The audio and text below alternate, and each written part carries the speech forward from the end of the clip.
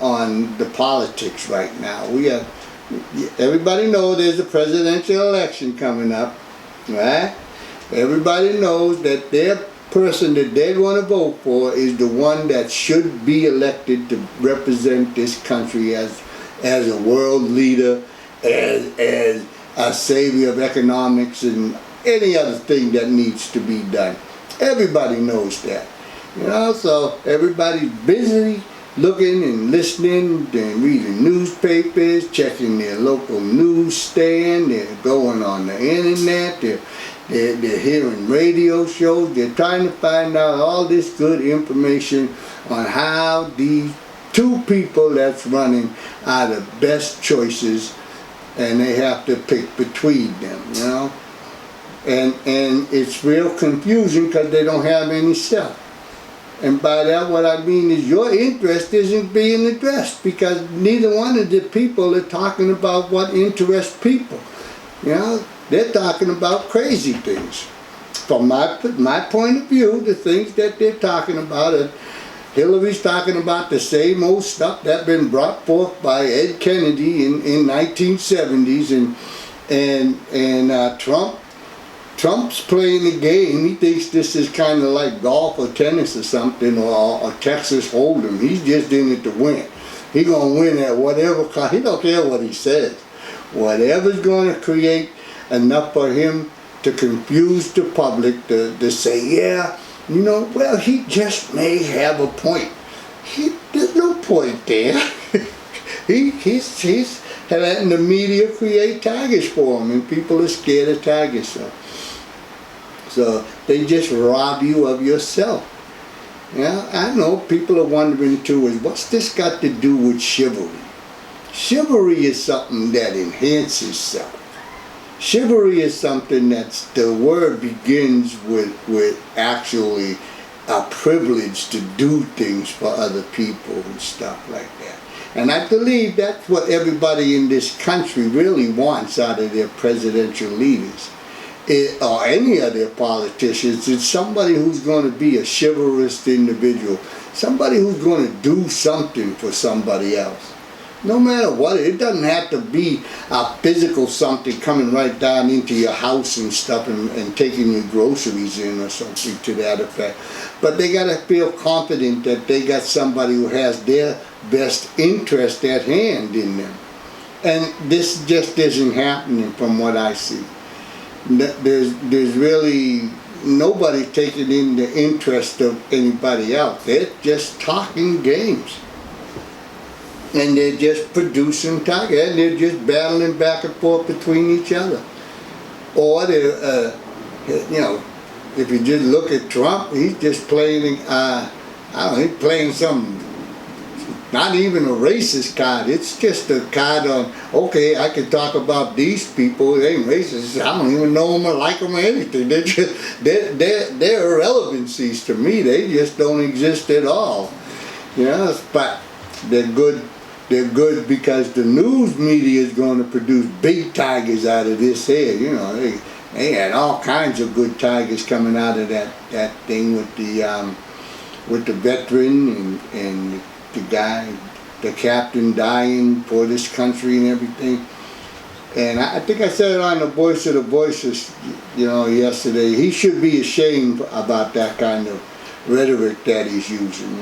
Anybody who goes into any kind of service, any kind of public service, any kind of thing that you're selfishly giving of yourself to help others, you got my attention anyways. It's a good thing to do, And everybody that goes into a wartime situation, I'm a veteran, I know all about those wartime situations. I ducked a whole lots of bullets and stuff like that.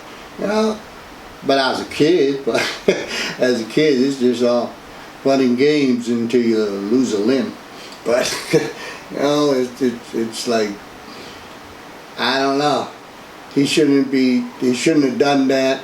And I don't think that the person should have been there doing that too. I know he had a real heartfelt kind of don't even know what you call it, kind of a heartfelt thing. He had a lot of sorrow and stuff. He lost a child in defense of this war, and his religion's getting berated by a guy who's running for president and stuff.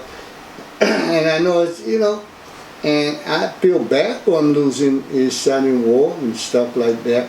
And I feel bad for him that he has to defend his religion in such a boastful way. But then again, on some other hand like that, the worst thing I feel about that came out of that was attacking, and it really wasn't that much of an attack. It was just ignorance on the part of Trump about the mother. It's like, one, her culture, I don't know, and it ain't even really having to do much about her culture. It's herself, her makeup, her character, her personality, the way she lives her life, the way she is and everything, obviously wasn't one that's going to be out there making a whole lot of noise. So, she was a solemn, and she held all her pain and misery close to the chest, where she should have been holding it as far as I could see. That was the best place to hold it. I mean, making noise at Donald Trump ain't gonna do anything. The sorrow's still gonna be there, and that's the way she dealt with it. I commend her on going up there, standing right there beside her husband and everything. He was a little bit on the forceful side, but that doesn't mean that she has to be on the forceful side. I think she played it just the way she played it. Because she do what she do, and that's exactly how that should have rolled.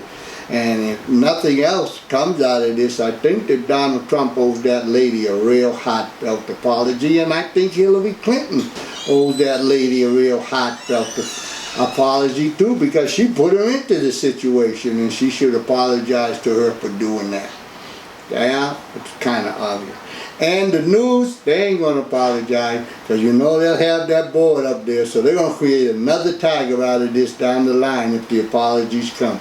They will create a tiger, because that's what they like to do, So I'm going to take a little break, I think, put a little music on right now. Yeah, okay. How do you like me now? How do you like me now? How do you like my hat? How do you like my shirt? How do you like me now? How do you like me now? How do you like my topic? I mean, that's probably the more important thing, because you can't see me. Not yet. You will. Just turn it on. It's Mass Appeal. Just go on the website and find it on Tune It In Radio, Mass Appeal, and stuff like that. And you can find me, and then you can judge me. And my next question is, do you doubt yourself because others do, or because you do? You know what I'm saying? Do you find doubt in yourself because you have self-doubt in yourself? Or do you find doubt in yourself because others say that you have self-doubt in yourself? And this is directly related to chivalry, because most people, they're going to say, well, you ain't anybody because you're a nice guy. You do things for other people simply because you want to. You don't run into the fray of making a whole lot of noise for no reason whatsoever. Chivalrous person, kind of right there, taking care of the business at hand. Somebody needs a hand. Hi, how you doing? Yeah, I got your back. Those things like that. Those are important things in today's world that build confidence within people. And confidence, if you have confidence and you wash your face, shave, whatever it is, make your appearance look good and stuff like that, then you'll be able to go out there, and if you want to influence people, you can influence people, because now people, and be nice. That's the whole thing too. That's the key, is also be nice with having confidence and looking good. And looking good is subjective. Everybody looks good. Some people might think that other people look better than they do, but that's that doubt. And they only think that other people look better than they do because other people told them that they look better than they are. So that's that doubt that you have to get rid of. When you couple those two things with a chivalrous way of life, just a easy shit. Hi, how you doing? Good morning. You know, when you go, you can go to the grocery store and say good afternoon, good morning, good evening to somebody like that, and you'll get better service because you made a connection. And you can even cheat if you really want to get better service at stores and stuff because they all wear name tags. You can go to the grocery store. All right, I don't want you grocery store people and other people listening to this now, but just all you nice people who want to take advantage of somebody. And that name tag, you look at the name tag and it says Joe, and you can go up there. Oh, shoot, that's funny. I just got a new puppy and I named my puppy Joe. Now they got a little humor going on, and they're talking and everything. And then the next thing you know, he say, "Oh, this $200 item like this, I really just don't have enough to pay for it right now." And I hate to send Joe back, but don't worry about it. How much you got? We'll take care of that for you. You can come back at another time and bring it on. I mean, that's a silly kind of scenario, but you made a connection because one, you came in there looking clean, you lose already, you had that confidence within yourself, and you made this. It's not chivalrous because we're working on the opposite end of it, but a chivalrous connection is made in the exact same way, but even easier. You don't have to tell a lie that you bought a puppy dog and named it Joe. You can tell the truth and say, "Oh, good morning, you're looking good today. How you feeling?" You know? Or if your counter person's crying, you can say, "What's up? What's the matter?" You know? You can extend that hand like that, and you can make those connections like that, and then you'll be able to not manipulate the person, but you'll have influence over the situation. You won't be out there on the limb wondering whether they doubt you or that you'll be able to be received by them as a righteous, good person or anything like that, because there's no self-doubt in you now. You're not dependent upon that person's stamp of approval to be a person. The only stamp of approval you need from this point forward is, excuse me, is your own. Yeah? So that's, do you doubt yourself because others do or because you do? And make sure, at least if you're going to doubt yourself, make sure you doubt yourself because you do. That's all right. You can go into a situation where you come into a room and you might, you just know that you know who you are, but you come into a room and you think, oh boy, everybody's here smarter than I am, everybody's here is more successful than I am, everybody here has a lot more than I'll ever have or anything like this. What am I doing in this situation like this? They're going to find me out. Is it written on my shirt that I'm not at the same level of the world's social appearance as they are? And you can take away all that power that you're trying to give to them people simply by going into that room, standing tall, you're looking clean, washed your face, look at that, and you got a smile on your face and you're feeling everything like that because they have no idea who you are. So if you come in there with confidence and you know who you are and you're feeling good about yourself, and then you can spring it on them, you can throw it right at them like this here. You can take that right hand, you can put that smile on your face like that, and you can say, "Hi, how you doing?" Yeah, they're going to either shake your hand or not, If they're not going to shake your hand, you don't want to talk to them because they're faking it, They're not who they're trying to project themselves to be. Because somebody who's in real authority and stuff like that will take the time to acknowledge you, So if somebody, I ain't nobody, "Hey, how you doing?" That next person. And, be sincere about that.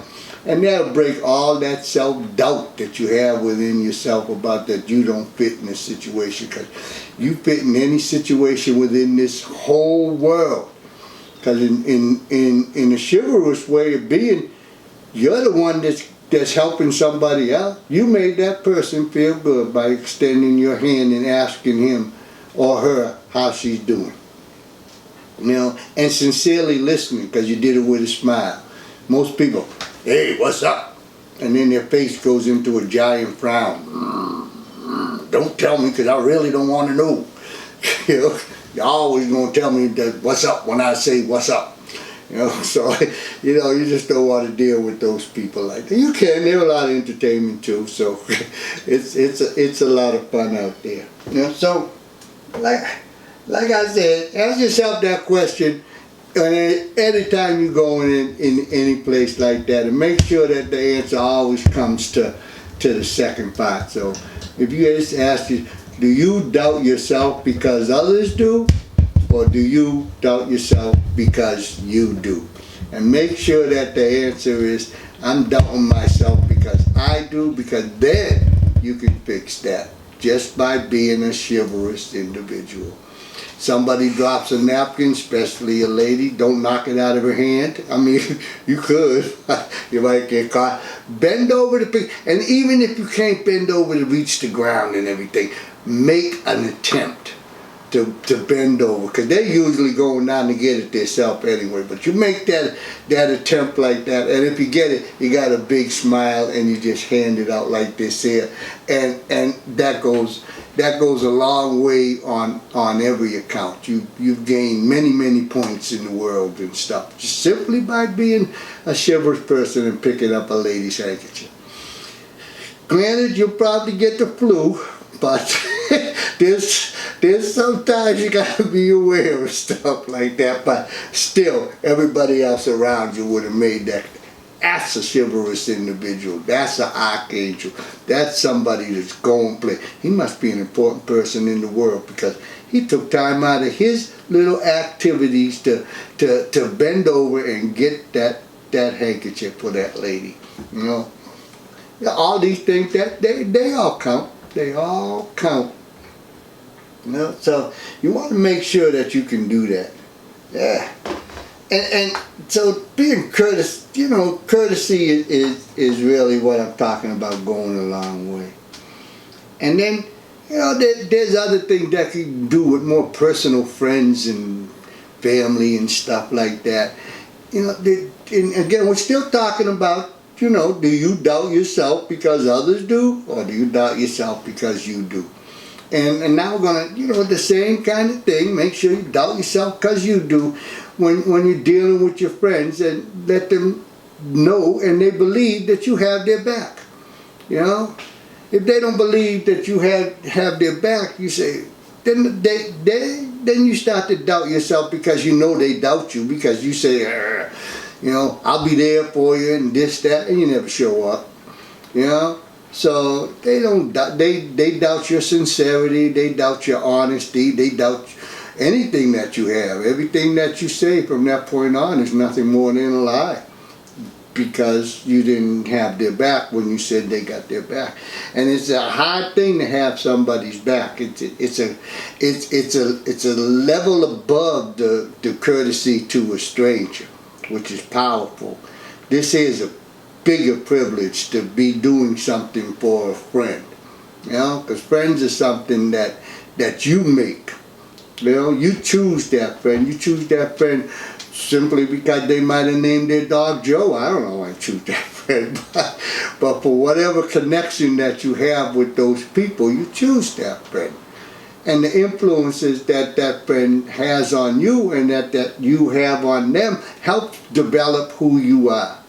You know, a true friend, you know, you got their back. You may never even have to do anything for them. It's just that feeling that you have when you know someone's got your back, and when they know that you got their back. You know, it's quite a remarkable thing. And I think that today's world, a lot of people miss out on that feeling, because they simply are so selfish in their own stepping way, the way they do things, that they're not going to have anybody's back. they might talk and stuff like that, but right after they talk about how they're going to have your back and stuff like that, and do this and do that, and we can get this going and we can do all these things, but I can't do that because, you know me, you know, I got to do this at this level, and, you know, it doesn't sound like you're going to do it, or I got to do this because we can't do this, but I got to do it, but we can't do this.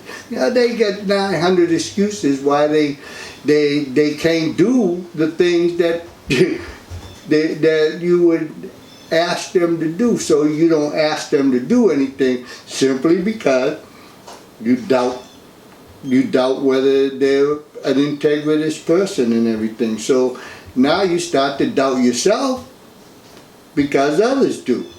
Yeah?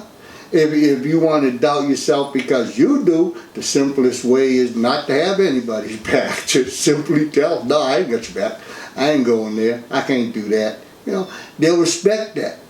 You know, they'll respect that. And then you come to find out anyways in the long run, you'll have their back because you would have demonstrated that you're an integrous person.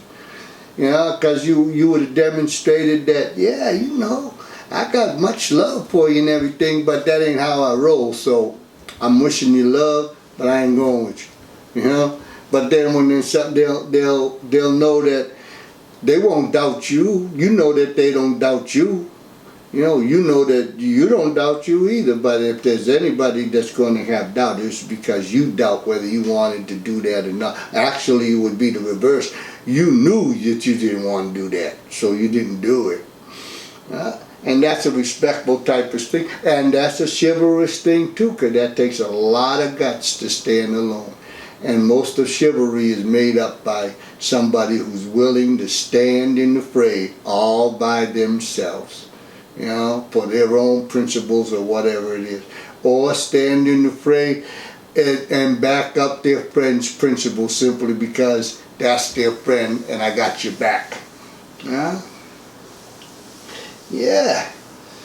You know, and there's a lot to that too when you got people's back, because it's just not a physical kind of manifestation. It might be something that comes because of somebody's had a hard year or anything, and they've been trying to hide it from everybody so that nobody thinks that they're doing bad, or they're trying to project this image along the way that everything's always all right, and they start to internalize this stuff so much that they age about 500 years. You know, they get all wrinkly and everything and turn into the Wicked Witch of the West and stuff.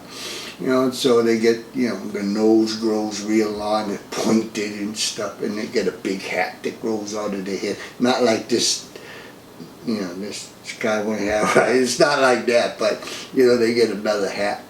You know, but I guess I lost my train of thought. Getting too stupid. Yeah, so moving on. Yeah, when senility comes, you move on from it. You don't try to regroup. You just try to move on. So I think I'll move on into a song, because I'm just laughing now and kind of just having a little bit of fun with being. This is just what it felt like up on top of that mountain at 14,000 feet. Everything was confused. So moving on to the thing.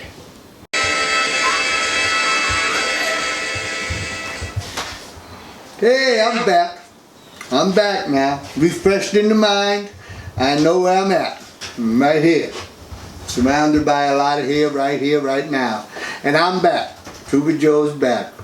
Right here on ArchAngel of Return to Chivalry. We're going to talk now, just for the remainder of the show, a little bit on group identification. You know, what does group identification got to do with chivalry? It has a lot to do with chivalry.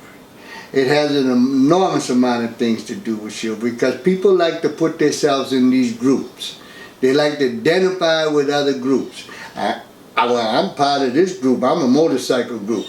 And as a motorcycle group, we got to ride around, and we got to spit on the street and drink beer, and we got to crush the beer cans with our forehead, because that's why I seen it on the TV.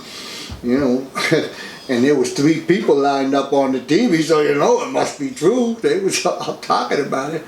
So they identified with this group, and we don't ever be nice to anybody. Then you got this other group. Well, I belong to this religious sect over here, and we go out of our way to try to help those in need and stuff like that. And as soon as we find one, we're gonna help them.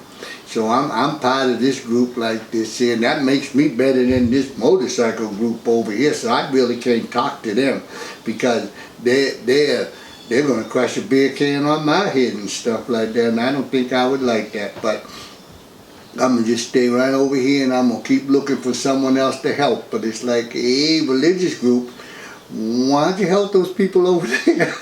Let them know, oh, here's a Band-Aid for your head. You keep crushing that thing on there, at least get a Band-Aid so you can undo stuff like that.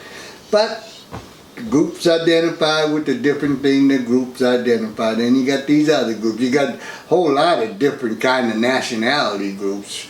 They're all over the place in the world right now. You got your African American group, you know, they got to live in this sector of the world, and they got to act in this way because that's the way society says you got to act. Then you got a Hispanic group, they got to act this way. You got an Irish group, got to act this way.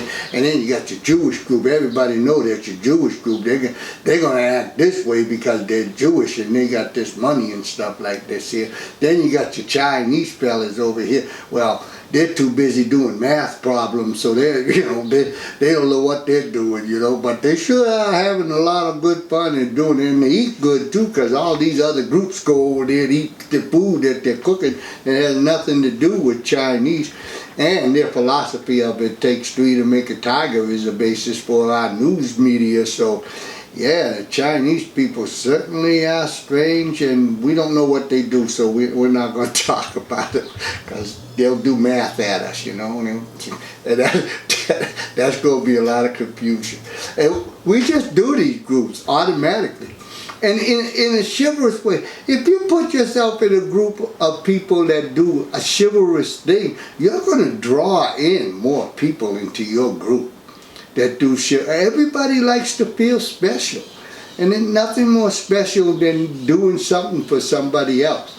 Some people might say, well, hey, what is the more special thing is receiving something for somebody else. Then you're in the victimization group over here, and that's fine if you want to be in that victimization group, because now you give that group of chivalrous individuals something to do. Something to make themselves feel good, because they go over there and talk to you, hold the door for you, and you're not a victim, you're a special individual. They don't have to tell you anything, there's no word, there's no verbalization between groups. All there is actions and stares and looks and things like that. Now, nobody communicates outside of their group because they don't want to know what the other group's doing, because they might like it. And then they might want to join into that, yeah.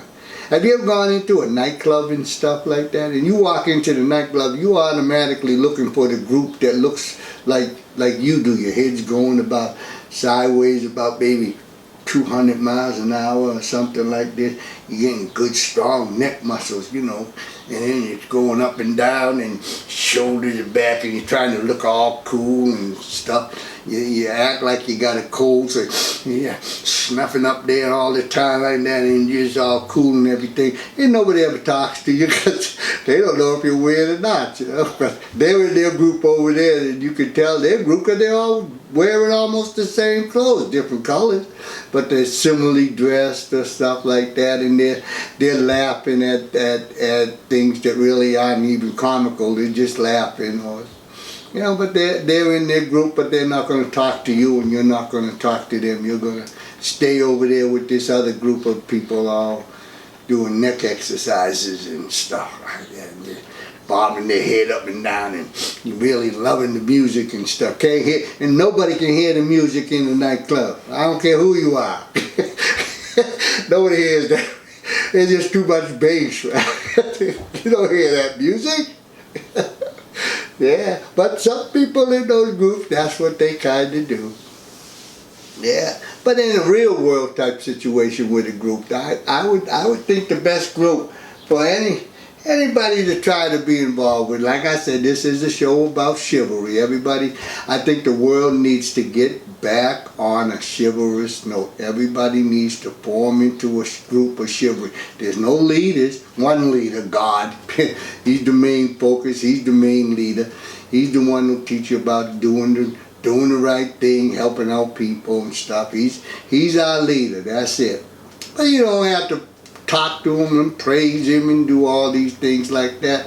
You know, you can if you want to. He likes that, but you know, that's the religious group. they do all that, but yet they won't talk to the motorcycle group. As a chivalrous person, you can talk to both groups. You know, that's what you can do. You can hold the door for somebody's motorcycle. You can help them if they smashed a beer can on their head while they was riding the motorcycle at 30 miles an hour and smashed into a car. You can take the motorcycle out the street and pick them up. Sincerely ask them if they're all right. Kind of laugh at them too, because that was real stupid. But you know, after you make sure that they're okay, then you want to, you know, because they're going to be laughing at themselves anyway, because they knew it was stupid. But, you know, you can be in the religious group and stuff, and you can see people that's going to church and stuff on Sunday and Monday and whatever other day of the week that they want to go to church on, and you can ask them, how are you?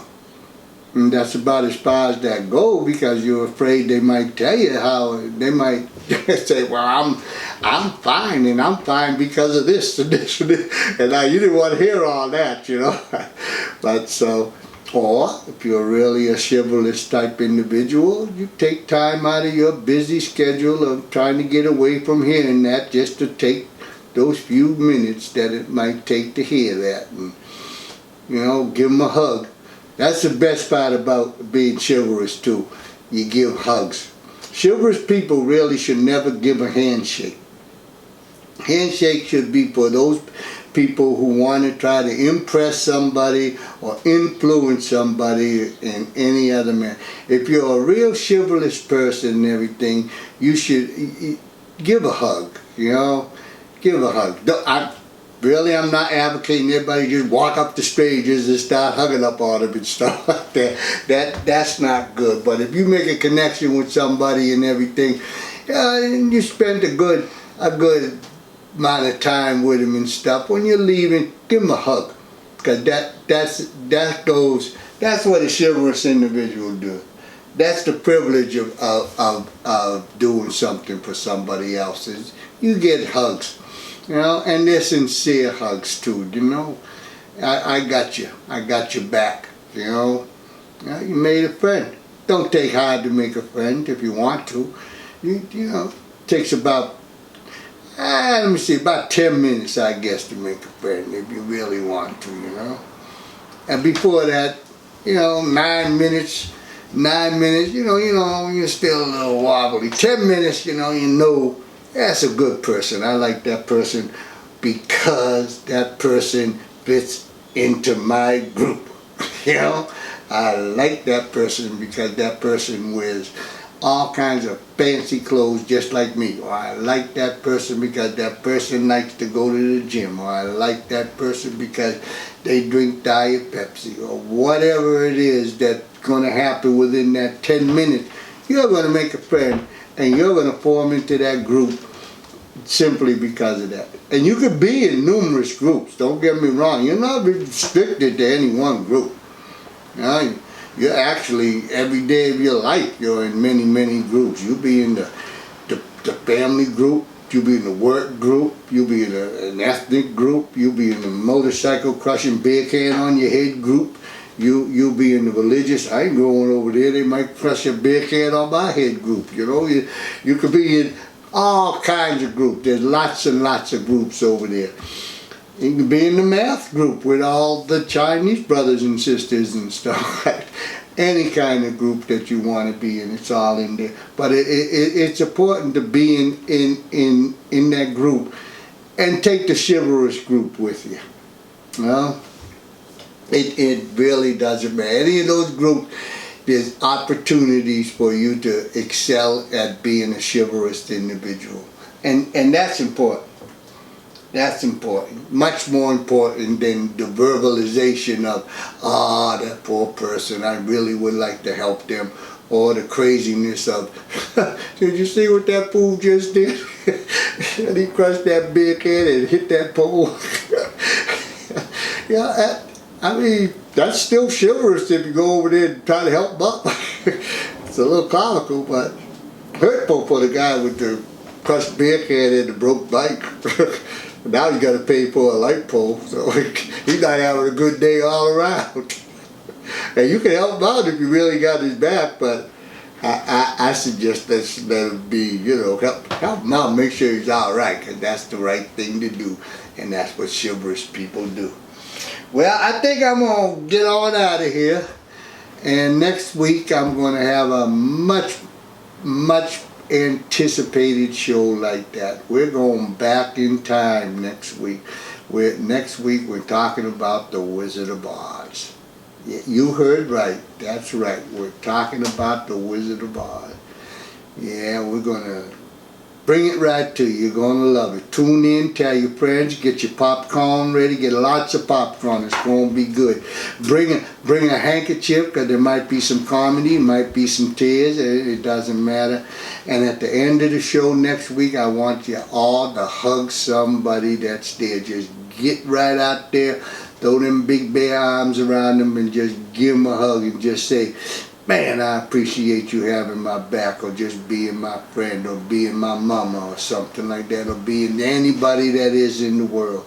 Being my total stranger, doesn't matter. Just get that hug and everything, and it's all for you. Chivalry is a privilege. Chivalry is totally a privilege. Alright, we're going to leave out of here with a little God Bless the Child. Might not finish, but we're leaving out of here with it anyway. Alright, this is Trooper Joe from ArchAngel Overture into Chivalry. Y'all have a great day, and I'm sending hugs out to the world. I'll be tired because there's 7 billions of you, but y'all getting some, getting some.